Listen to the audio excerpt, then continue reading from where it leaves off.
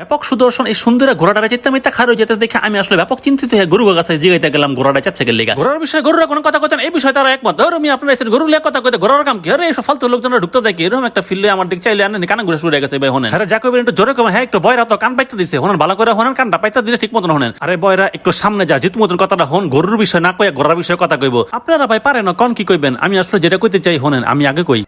কিও কও না কি কইবা তুমি যে ডাক দল এলা আমি কি ডাকতে লইছি তুই না ডাকতে লইলি আরে হ্যাঁ ভিডিওতে কয়দিন আগে কথাটি গাই দেখছিলাম জিগাও না বিয়া শাদী দিবনি ও আচ্ছা ভাই হনে না আসলে কয়েকদিন আগে আপনার ভিডিওতে কথাটি গাই দেখছিল না হ্যাঁ নাকি হ্যাঁ বিয়া শাদী দিবনি এই বিষয়ে কথা কইতে কয় কই আইলাম রে ভাই গরু বিয়া করতে চাই নাবিল এগ্রো আচ্ছা আমি আইছি নাবিল এগ্রোতে আইয়া আপনাকে যে সুন্দর একটা জায়গাটা দেয়া আমি এখানকার গরুরা বিয়া করতে চাইবই ওরা গরুরা বিয়া করুক আর না করুক কিন্তু আপনি এটার ভিতরে দেখলে যে বান্ধবী মিলে ঘুরতে যেতে চাইবেন এটা কনফার্ম এত সুন্দর একটা জায়গা যে খামার হইতে পারে এটা আপনি চিন্তা করতে পারবেন না এখানে পাখি ময়ূর থেকে শুরু করে একটু পরে যাই জিনিস দেখাম এটা দেখলে আপনাকে মাথার এরকম করে একটু পরে চক্কর দিয়ে উঠবো কারণ আমার সামনে যে ঘোড়াটা খাড়া রয়েছে এটা নাবিল এগ্রোর এত সুদর্শন একটা ঘোড়া যখন আপনার সামনে এরকম করে টামদা নিয়ে একটু রাজকীয় স্টাইলে যখন একটা ফিল নিতে চাইবেন তখনই ঘোড়ায় খাড় হয়ে আপনার একটা সালাম দিব এরকম রাজকীয় সম্ভাষণ পাইয়ে আপনি যখন উত্তেজিত তখন কিন্তু ঘোড়া উত্তেজিত হয়ে যাবো ঘোড়ার উত্তেজনা আপনার উত্তেজনা এক লগে যখন লাফালাফি করতে থাকবো তখন বুঝবেন এই নাবিল এগ্রোতে কি আছে আমি যখন ঘোড়া দেখাইতেছি তখন আপনি চিন্তা করতেছেন এর ভিতরে কি আছে একটু পরে যা দেখাম হেরা দেখলে তো আপনারা ঘোড়ার মতন এমনি দোষ শুরু করবেন এরপরে আপনাকে এই জিনিসটা দেখাইতে চাই এই জিনিসটা হলো গরু এই যে গরুগুলো এখানে আছে নাবিল এগ্রো প্রত্যেকটা গরু কি পরিমাণ সুন্দর সেই জিনিসটা আপনাকে একটু পরে বাইর করে দেখাবো এটার ভিতরের সৌন্দর্য এবং বাইরের সৌন্দর্য আকাশ পাতাল তফাৎ এই গাইগুলো কোনোভাবে বিক্রির জন্য না এই গাই নিয়ে আমাদের আলোচনা নয় আমাদের হচ্ছে এই সার নিয়ে আলোচনা এই সারগুলো হচ্ছে মাঝারি আকৃতির সার এই সার নিয়ে আলোচনা না করে আমরা যদি ছোট সার নিয়ে কথা কইতে চাই সেটাও এখানে আছে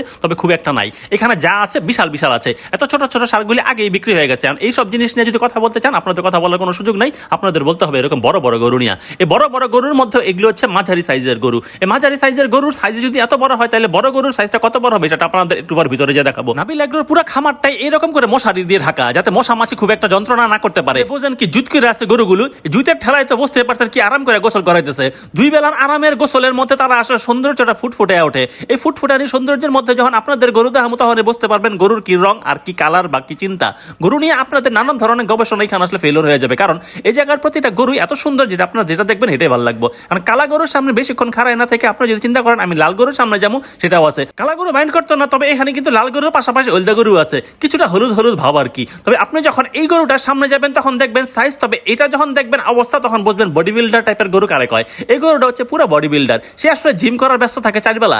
জিম করে এবারে নিজের শৈল বানাইছে 18 প্যাক আলাই গরুটার লগে দুইটা দুষ্ট কথা কওয়ালে কত যে গায়ে মুখায়া থাকে সেটা আপনি চিন্তা করতে পারবেন না আপনি আটটা পারো যেত না প্রত্যেকটা গরু বিশাল বিশাল এখানে আপনি ঢুকতে হলে কয়টা লয়ে ঢুকবেন এই বিষয়টা নিয়ে আলোচনা করবো একটু পরে কারণ একটু পরে আপনাকে বাইরে আসলে মূল গরুগুলি দেখামো এখন প্রত্যেকটা গরু আপনার কাছে একই রকম লাগবে ক্যামেরার ভিতরে ছোট ছোট দেওয়া যায় বাইরে বাইর করলে যখন দেখবেন আপনার চেয়ে বড় বড় গরু তখন বুঝবেন প্রতিটা কালার কি পরিমাণ চকচকা কালার দেখায় গরুগুলি গাই মনের ভিতরে তীর গাইতে থুয়ে দিছে এই তীর কেমনে ছুটান যায় এই বিষয় নিয়ে আলোচনা করবো একটু পরে কারণ এইখানে কিন্তু একটা গায়ের শেডও আছে এই গাইগুলি আসলে নানান ভাবে তাগো ভিতরে এইরকম গরুগুলি চিন্তা ঢুকায় রাখছে চিন্তায় চিন্তায় গাইগুলি যে কোন সময় বাছুর দিয়ে আলা এটা আসলে ওরা নিজেরাও জানে না আমার সামনে যে গরুটা দেখতেছেন এটা কিন্তু একটা গাই হ্যাঁ কোনটার লগে লাইন করে যায়নি অলরেডি একটা বাছুর দিয়ে আলাইছে যাই হোক আসলে ওই বিষয়ে আমরা আলোচনা না যে এখন মূল বিষয়ে আহি মূল বিষয় হচ্ছে দেখছেন গরুটা ঢুকনের আগে একটা আছাড় মারতে চায় সে আসলে কোনোভাবে নাক মুখ ধরে হারা হ্যাঁসরা সামনে লয়ে আইতেছে কত বড় ওজন আলা একটা গরু হ্যাঁ যখন আসলে পাশা মশা গুজুলায় মুলে হাটে তখন বুঝতে হবে এটার মাল কি এই মালটা যখন দেখবেন আপনি তখন চিন্তা করবেন এটার ভিতরে কি আছে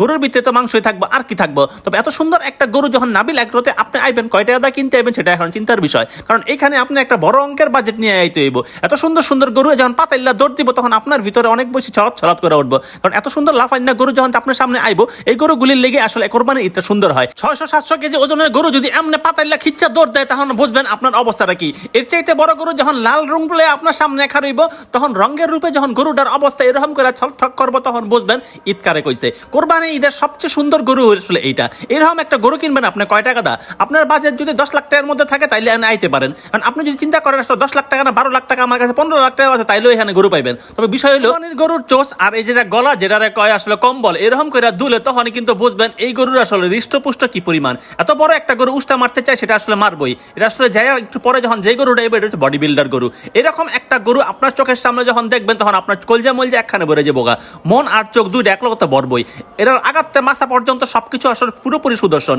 এটার চোস্টা থেকে শুরু করে যখন ঘাড় পর্যন্ত নেমা, হ্যাঁ ঘাড় গর্দানের ভিতরে কি পরিমাণ মাংস থাকবে সেটা দেখলে বুঝবেন। এত সুন্দর একটা গরু আপনারা কয় টাকাটা কিনবেন? এই গরুটার দৌড় ঝাঁপ যদি দেখতে চান সেটা আপনাকে একটু পরে দেখামু। গাই সমাজের বুকে ঢোল পিটাই না এই স্মার্ট গরুটা যখন গায়ের পাশ দিয়ে হাইটটা যাবে, ওর ভিতরে কি পরিমাণ ছলত করে উঠবে সেটা দেখানোর আগে আপনার ভিতরে কেমন ছলত করে উঠবে এই গরুর দৌড় দেখে এটা আমি আপনারা কই। যখন দেখবেন এইরকম হৃষ্টপুষ্ট একটা গরু পাতাইলে দৌড় দিয়ে আমার সোজা দেখা রয়েছে এই গরু আপনার নিচে, তখন চিন্তা করতে আপনার ভিতরে কেমন দৌড়চাপ শুরু হইব। এই বিষয়টা চিন্তা করতে হলে আপনার আইতে হইব নাবিল এগ্রোতে। নাবিল এগ্রোতে আইতে হইলে কিন্তু আসলে অনেকগুলো টাকা পয়সা নিয়ে আইতে হইব, কারণ এখানে যে পরিমাণ বড় বড় গরু আছে, এই টাইপের গরুগুলির দাম যদি আপনি জানতে চান তাহলে আসলে 5 লাখ থেকে শুরু করে 10 লাখের উপর এই গরুগুলির দাম। এখন আপনার বাজেট যদি 10-15 লাখের মধ্যে থাকে তাহলে আপনি আরামে লয়ে যেতে পারেন 2-4টা গরু, কারণ কোনো বিষয় না। এখন এই সব গরুর লেগে আপনি একটার পর একটা ছবি তুললে এরকম করে জুত করে খাওয়াতে থাকবেন, গরু আপনার সামনে পোস্ট দেবো। এই গরুগুলি হলো প্রশিক্ষিত ভদ্রলোক গরু। এই গরুগুলির আপনার কানসার মানসার দিলেও কিছু করার নাই, তবে এরকম করে কেসরা 2-1টা গরু আইনা যখন ছেড়ে দিবেন, কেসরা মহিষের দাগ বেশি, এরকম করে এটারও লাফ দাগ বেশি। এটা আসলে যেমন আসলে লাফালাফি করতে চায়, ওর লাফালাফি বা দৌড় চাপ দেখলে আপনি বুঝতে পারবেন।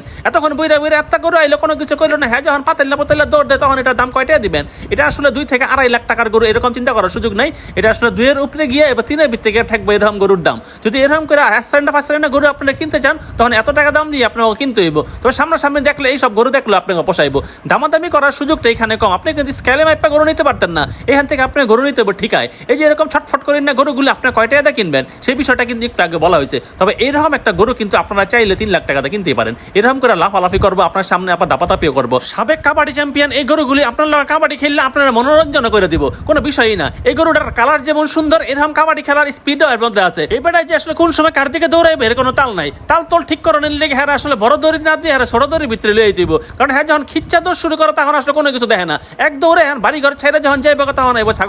ছাগলরা যখন কোনো কথা না শুনবে কাম ধরে সামনে লয়ে আইবেন। ছাগলের কামই হইলে কাম ধরে হ্যাঁচড়াই লন্তি। এত বড় বড় ছাগল আপনি কয়টাতে কিনবেন? তোতামুখী এই ছাগলগুলি কিনতে হইলে আপনারা 50-এর উপরে যাইতে হইব, 70-এর মধ্যে থাকতে হইব। তবে আপনারা এইসব বিষয় নিয়ে কথা কওয়ার লেগে সরাসরি চলে যান নাবিল এগ্রোতে। নাবিল এগ্রোর এই খাসিটার ওজন হচ্ছে 65 কেজি। আমরা এটারে আলগাইতে গিয়ে নি আসার অসার দিয়া লাই হে প্রতিবাদে সব ছাগলেরা দৌড়ে আইছে। দৌড়ে তাকে নিজস্ব ছাগলকে প্রতিবাদ জানাইতে গিয়ে দেখলাম আসলে সব ছাগল একই তিরিং বিরিং করে লাফালাফি করবো আর সবাই একখানে জড়ো হইব। তবে কে যে কে লেগে দৌড়াইতেছে, কে কার উপরে উঠে যেতেছে বুঝতেছি না। কথাবার্তা নেই, আকার মাথা নেই, তিরিং বিরিং করে লাফালাফি করে সে আগুয়ে যাচ্ছে। পাতা দিলে আবার ঠান্ডা। এই সব কিছু মিলাই জিলে আপনি আসলে কোনটা কিনবেন সেটা আপনাদের নিজস্ব বিবেচনা। এরকম করে 2-4টা নাচ মাছ দেখা যখন সবকিছু ঠান্ডা হয়ে যাবো তখন আপনি নাবিল এগ্রোতে সুন্দর করে আয় বলেন। নাবিল এগ্রো হচ্ছে রূপগঞ্জের একেবারে শুরুতে, যেটা মুগরাকুল যাত্রা মুড়ায় কাঁচপুরের একেবারে কাছে।